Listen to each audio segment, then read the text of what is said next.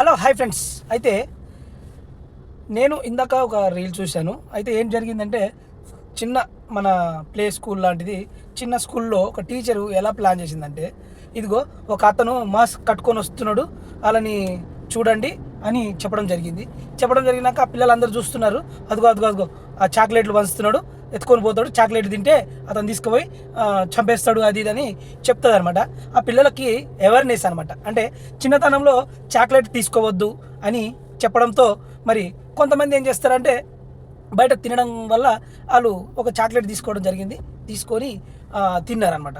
తింటే ఆ చాక్లెట్ తీసుకోగానే ఆ పిల్లగాన్ని ఎత్తుకొని పోతారు. మిగతా వాళ్ళకి ఏం చేస్తారు, అదిగో అదిగో తీసుకెళ్ళిపోతున్నాడు అది ఇది అని చెప్పేసి చెప్తుంది మేడం, టీచర్ చెప్తుంది. పక్కన పిల్లలు కొంతమంది వద్దు వద్దు అని అంటున్నారు, కొంతమంది ఏమో తీసుకుంటున్నారు. తీసుకున్న పిల్లల్ని ఎత్తుకొని పోతున్నారు అనమాట. దొంగలు ఎత్తుకొని పోతుంటే ఇలా చెప్పడంతో పిల్లలకి అవేర్నెస్ కూడా వస్తుంది. మరి ఆ టీచర్ చాలా అంటే చాలా మంచిగా చెప్పింది.